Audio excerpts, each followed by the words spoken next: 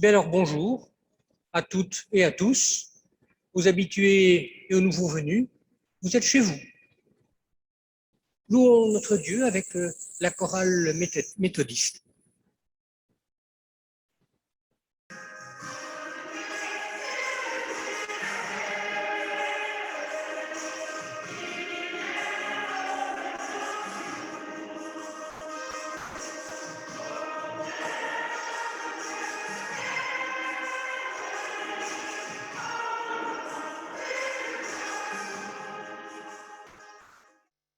Une petite histoire, ça marche là?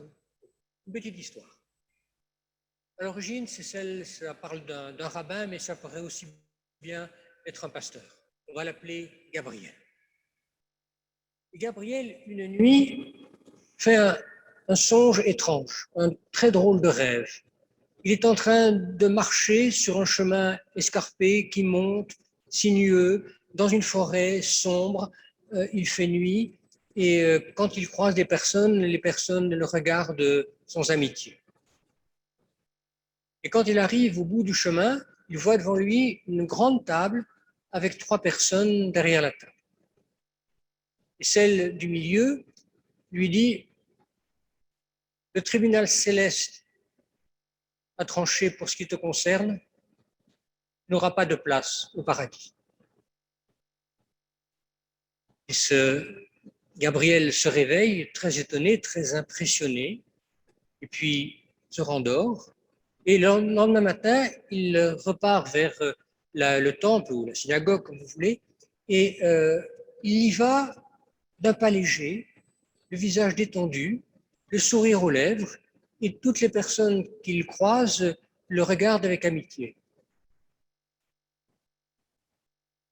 Et en arrivant au temple, un de ses élèves lui demande: mais maître, vous êtes bien détendu et bien heureux ce matin, qu'est-ce qui vous rend si joyeux? Eh bien, j'ai compris par un songe cette nuit qu'il n'y aura pas de place pour moi dans le paradis. Ah bon, dit l'élève, et c'est ça qui vous rend si joyeux? Mais oui, parce que dorénavant, je, je, je parlerai de la parole de Dieu parce que je l'aime et pas pour être récompensé. La nuit suivante, un autre songe. Il est de nouveau réveillé, il est de nouveau emporté dans ce rêve, et il se retrouve devant la même grande table avec les 3 mêmes personnes. Celle du milieu se lève et lui dit: bienheureux Gabriel, les portes du ciel te sont ouvertes.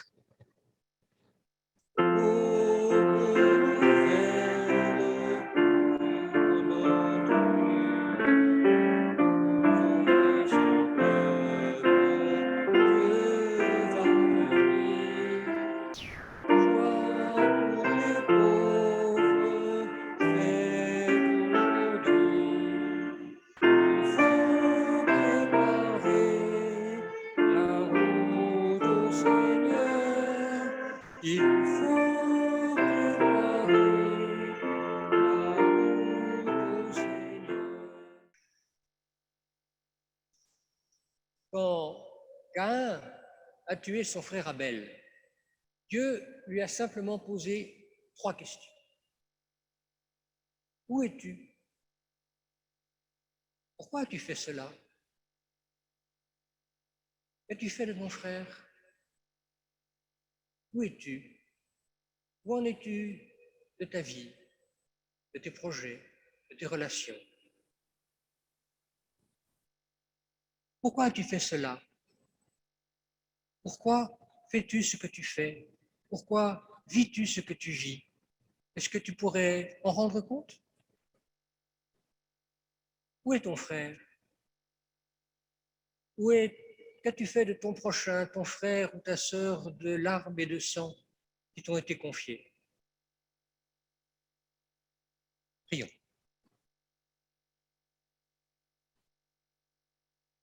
Père, tu sais combien nous avons besoin de pardon. Tu sais que nous avons souvent besoin de pardonner à nos proches ou à autrui. Alors, nous te présentons ce chemin intérieur à parcourir, chacun dans le silence de son cœur.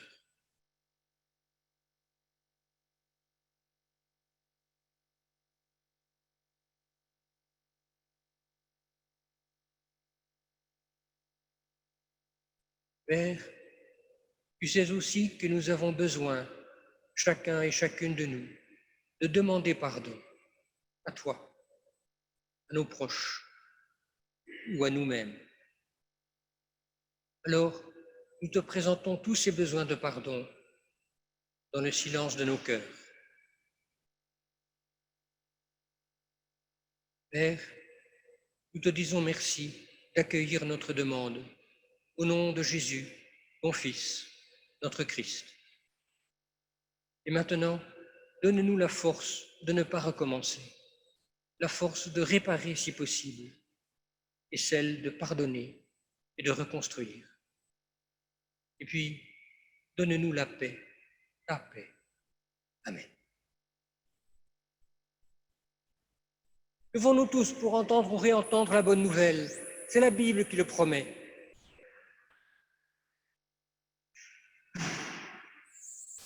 C'est une parole certaine que nous pouvons recevoir en toute confiance.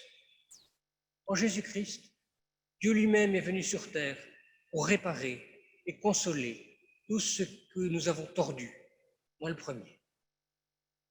C'est pourquoi, moi qui suis tout petit devant vous, mais en tant que serviteur de Jésus-Christ, né, mort, ressuscité, pour moi, pour toi, à quiconque y croit, j'annonce et je promets que quelle que soit ton inquiétude, ta faute, ta fragilité ou ton malheur, Dieu t'aime, te pardonne, te renouvelle sa confiance et il marche à côté de toi, même quand tu l'oublies. Amen. Alléluia. Je crois en toi, ressuscité, rien ne pourra me ôter la foi. Je veux garder la fierté du baptisé, la force me conduit, Seigneur, tu es ma joie. Père, nous allons maintenant ouvrir ton livre, la Bible, pour y trouver le pain de ta parole. Donne-nous de l'entendre, la comprendre, l'aimer, la vivre et la partager. Elle sera notre bonheur. Viens toi-même la prononcer en nous. Amen. Jésus-Christ, comment en parler? Que répondre quand on nous questionne sur notre foi? Comment oser parler de Jésus-Christ et comment? Eh bien, ce matin, nous lirons un des plus célèbres dialogues de Jésus qui peut-être est un exemple. Le dialogue de Jésus avec la femme samaritaine, où Jésus bouscule nos peurs de parler de lui. Ce dialogue, que la plupart d'entre vous connaissent bien sûr, nous le lirons en l'interrompant régulièrement par des remarques ou des précisions pour comprendre la méthode Jésus. Ensuite, la prédication sera elle aussi à deux voix.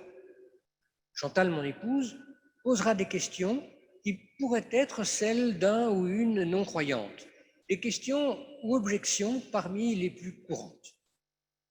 L'autre voix, ce sera moi, je tenterai de répondre à la question ou à l'objection.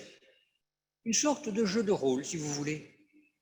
Alors, quel en sera le sujet? Eh bien, pourquoi ai-je du mal à parler de Jésus-Christ? Et comment en parler? Comment répondre? Eh bien, nous allons lire chez Jean, chapitre 4, versets 7 à 25.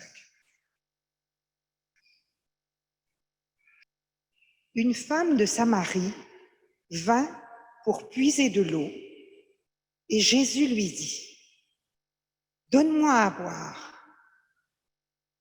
Ses disciples étaient allés à la ville acheter de quoi manger. La femme samaritaine dit à Jésus, « Mais tu es juif, comment oses-tu donc me demander à boire, à moi, une Samaritaine ?»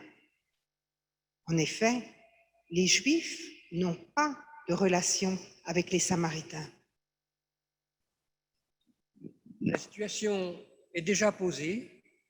Ces deux personnes sont différentes, un homme, une femme, un juif, une samaritaine, c'est-à-dire deux nations, deux cultures différentes, deux religions proches, mais différentes et concurrentes.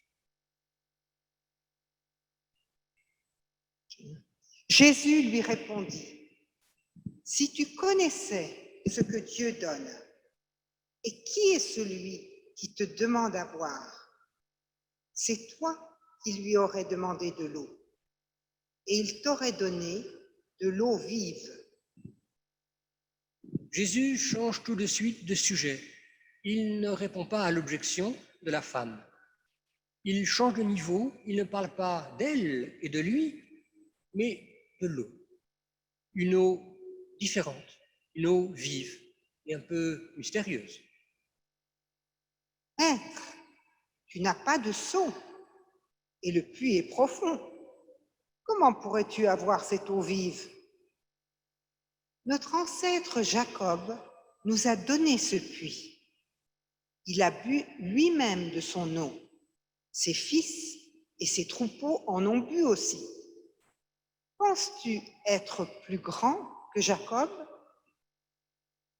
La femme a senti le changement de sujet, mais prudente, elle se méfie et elle préfère penser toujours à l'eau à boire.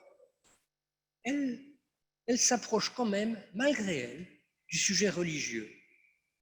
Penses-tu être plus grand que notre père Jacob? Quiconque boit de cette eau aura de nouveau soif. Mais celui qui boira de l'eau que je lui donnerai n'aura plus jamais soif. L'eau que je lui donnerai deviendra en lui une source d'où jaillira la vie éternelle. Nouveau changement, nouveau changement de sujet. Jésus passe de la simple eau nécessaire pour la vie de tous les jours à la vie éternelle. Il passe de la vie quotidienne normale dont tout le monde parle, bien sûr, à la vie spirituelle, la foi, dont personne n'aime trop parler, surtout aujourd'hui, et exactement comme c'était le cas entre Juifs et Samaritains à l'époque. La femme lui dit, « Maître, donne-moi cette eau pour que je n'ai plus soif et que je n'ai plus besoin de venir puiser de l'eau ici. » Jésus lui dit, « Va chercher ton mari et reviens ici. » La femme lui répondit, « Je n'ai pas de mari. » La femme fait semblant de ne pas comprendre. Elle non plus ne veut pas parler de choses spirituelles. Elle préfère en rester à l'eau matérielle et à sa corvée quotidienne. Alors Jésus, sans prévenir, met le doigt sur une blessure personnelle, là où elle a mal. Il a compris à voir la femme venir à midi au puits toute seule. Il a compris qu'elle avait un problème social et relationnel. « Tu as raison d'affirmer que tu n'as pas de mari, car tu as eu 5 maris, et l'homme avec lequel tu vis maintenant n'est pas ton mari. Tu as dit la vérité. » Jésus appuie encore plus fort là où ça fait vraiment mal, affectivement et socialement, là où la femme se pose vraiment des questions, des culpabilités et des angoisses. Personne n'oserait être aussi indiscret. Mais Jésus le fait, mais sans y mettre de jugement. « Maître, je vois que tu es un prophète. Nos ancêtres samaritains ont adoré Dieu sur cette montagne. Mais vous, les Juifs, vous dites que l'endroit où l'on doit adorer Dieu est à Jérusalem. Jésus lui répondit, « Crois-moi, le moment vient où vous n'adorerez le Père ni sur cette montagne, ni à Jérusalem. Vous, les Samaritains, vous adorez Dieu sans le connaître. Nous, les Juifs, nous l'adorons et le connaissons, car le salut vient des Juifs. Mais le moment vient, et il est même déjà là, où les vrais adorateurs adoreront le Père en étant guidés par son esprit et selon sa vérité, car tels sont les adorateurs que veut le Père. Dieu est esprit, et ceux qui l'adorent doivent l'adorer en étant guidés par son esprit et selon sa vérité. Et la femme, cette fois, bascule. Elle accepte de placer le dialogue au niveau spirituel. Elle accepte d'écouter. Elle sait que sa vraie détresse est de ce côté-là. Et celui qu'elle appelait « toi, juif », puis ensuite « maître », elle l'appelle maintenant, elle lui dit maintenant « toi, tu es prophète, tu parles de la part de Dieu ». C'est que le Messie, c'est-à-dire le Christ, va venir. Quand il viendra, il nous expliquera. La voici au seuil de la confession de foi. Bientôt, c'est elle qui retournera au village pour dire que c'est peut-être le Messie qui est là, tout proche. Alors, quelle leçon? Quelle leçon tirer de cet étrange dialogue où Jésus, pas très sympathique, n'est-ce pas, où Jésus bouscule et déstabilise la malheureuse, mais il la renvoie transformée. Alors, quelle leçon? 5 étapes peut-être de cette méthode Jésus. 1. Oser parler à ceux qui n'ont pas la même foi. 2. Sans se laisser enfermer dans les échanges habituels, quotidiens. Mais 3.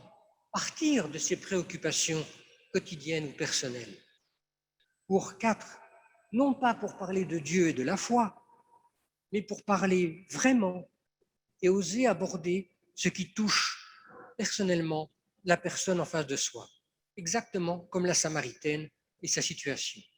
Mais le faire avec une infinie délicatesse et sans aucun jugement, mais avec ce culot de Jésus, socialement très mal vu. Essayez de le faire, essayez de parler droit, personnellement, la personne qui est en face de vous. Mais faites-le avec délicatesse et sans jugement. Et on vous remerciera. Alors 5, alors pouvoir parler, à ce moment-là, pouvoir parler de ce qu'on vit soi-même, personnellement, comme foi et comme confiance. Chantal sera une paroissienne qui se demande comment parler du Christ à des gens incroyants. Et moi, comme pasteur, j'essaierai de répondre à ces questions. D'accord? Eh bien, on y va. On n'ose pas parler de ce qu'on croit. Pourtant, partager notre foi en Dieu et en Jésus-Christ, est-ce que ce n'est pas notre mission à nous les croyants? C'est vrai. Déjà, notre façon de vivre étonne souvent par son honnêteté et par notre attention aux autres. Mais on ne sait pas trop comment aller plus loin et on n'ose pas en parler. Et beaucoup disent que les religions sont extrémistes et réactionnaires. Par exemple, sur l'homosexualité, le divorce, la contraception et l'avortement, la place des femmes, l'autorité des religieux. Tous les religieux ne sont pas réactionnaires et les protestants, comme nous, sont souvent non seulement en accord avec les évolutions sociales, mais souvent ils en sont à la pointe. La contraception, les pasteurs mariés, les femmes pasteurs, la liberté de conscience inventée au XVIe siècle, la démocratie dans l'Église 3 siècles avant la République, l'école pour tous, la lutte contre l'esclavage, l'accueil des personnes LGBTQI, et puis les grandes associations humanitaires, l'Armée du Salut, Amnesty International, la CIMAD, Oikocrédit, tout cela est né dans le protestantisme. Et même la laïcité, qu'ils défendent depuis des siècles. À quoi ça sert aujourd'hui? Est-ce que c'est surtout bon pour les faibles? Bon pour les faibles? Ben oui, heureusement. Et tant mieux. Voilà une excellente nouvelle, et plutôt rare aujourd'hui, de s'occuper des faibles. Et toi, au fait, tu es fort tous les jours? Ou forte? Tu n'as jamais de doutes, de questions, de soucis, d'inquiétudes? Alors la foi, ça sert à voir plus clair, à ne jamais être seul, à se sentir aimé et accepté malgré tout, et parfois pardonné parce que nous en avons tous besoin. Se sentir aimé et accepté, même quand on est au chômage, quand tes enfants se rebellent, quand ton conjoint te quitte. La foi, c'est avoir quelqu'un à qui tu peux parler de tout, de tout, de tout. Et c'est entendre ce que te murmure quelqu'un de plus grand que toi, qui voit plus large, plus loin que toi. En résumé, c'est recevoir une clé pour toute ta vie, la clé du bonheur et la clé de ta raison d'être, la direction pour ta vie. C'est quoi cette clé? Le cœur de l'Évangile, ce qu'a montré Jésus sur la croix. Il y a plus de bonheur à donner qu'à recevoir. Que le seul secret de la vie, c'est d'aimer et pas d'être aimé ou admiré. Le reste vient tout seul. Si on vous pose cette question, tant mieux, parce que c'est la plus importante, la plus intéressante, la plus attendue par l'un comme par l'autre. C'est vraiment le moment à saisir. Alors le mieux est de raconter sans crainte votre parcours personnel vers la foi, vers la confiance et ce que cela vous apporte personnellement. Parlez en toute sincérité. C'est cela le plus précieux. Il faut le partager. Qui ne disent pas tout à fait la même chose. Si tu étais né au Mali ou en Chine, crois-tu que tu serais chrétien et protestant? Ah, je serais sûrement différent, mais peut-être que Dieu est plus grand que ces différences.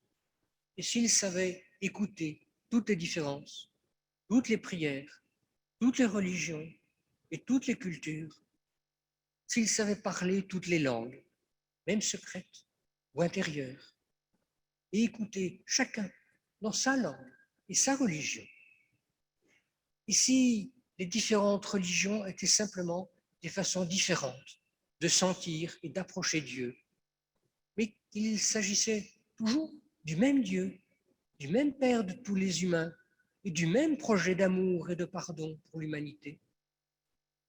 Parce que la diversité est une richesse et que Dieu ne voit pas de raison de s'en priver, ni de nous en priver, il s'adapte. Avant d'être protestants, nous sommes chrétiens. Chrétiens, c'est-à-dire croyants que Jésus de Nazareth, que nous appelons Christ. Pourquoi? Parce qu'en acceptant de mourir sur une croix, sans chercher à se défendre, ni même à se justifier, il a démontré ce qu'il prêchait, que l'amour dont nous rêvons tous signifie de donner et de se donner jusqu'au bout totalement. Et que cet amour-là est à la fois le secret du bonheur, et le secret de la vie, et le seul à être vainqueur. C'est ce que ses disciples ont compris en annonçant que Jésus était ressuscité. Voilà, c'est ça, la foi chrétienne. Et puis, c'est recevoir l'amitié et la confiance d'une communauté accueillante et fraternelle. Alors, quoi de particulier avec les protestants? Rien de plus, sinon qu'ils essaient de vivre tout cela le mieux possible, avec toujours la certitude que Dieu nous accueille et nous appuiera tous et toutes et sera finalement vainqueur du mal qui nous assaille de partout. Et à quoi servent les protestants? Mais à être le sel de la terre. Belle ambition, non? Et à quoi ressemble ce Dieu qui nous accueille? Eh bien, c'est peut-être le moment de proposer une confession de foi. Voici la mienne. Mon Dieu, c'est la force qui a créé l'univers. C'est le Père qui a voulu l'espèce humaine. Il a voulu libre pour pouvoir l'aimer. Il lui offre son amour sans limite, en dépit de nos piètres comportements, et qui voudrait nous convertir à cet amour. C'est Jésus, le Fils, qui prend sur lui toutes nos souffrances et celles de Dieu, à travers l'événement inouï, à la fois historique et cosmique, de la croix du Christ et de sa résurrection. C'est l'Esprit qui nous parle, nous murmure à l'oreille si nous voulons bien l'écouter, nous console, nous encourage, nous accompagne, nous pardonne et nous invite à vivre droit, responsable, solidaire, généreux. En un mot, nous invite à aimer et donc à être heureux. Voilà pour moi le Dieu de la Bible, mon Dieu.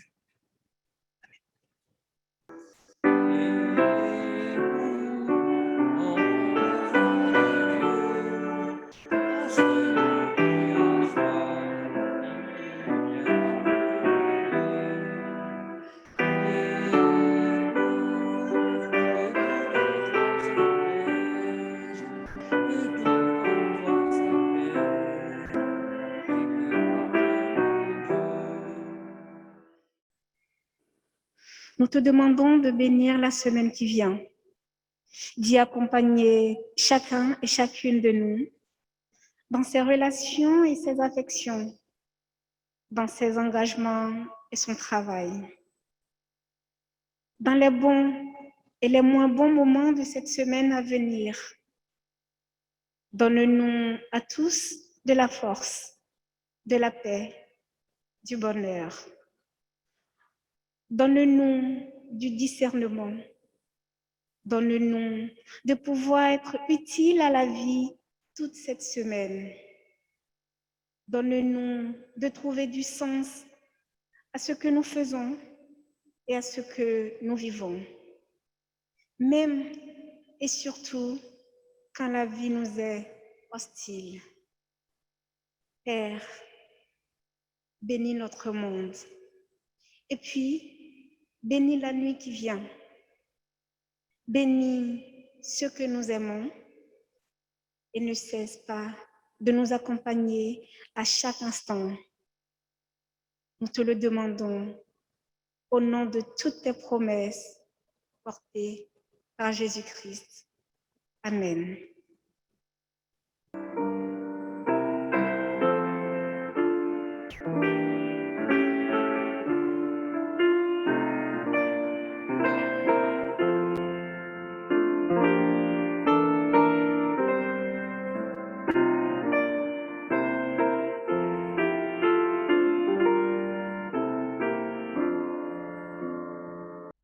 Levez-vous pour recevoir la bénédiction.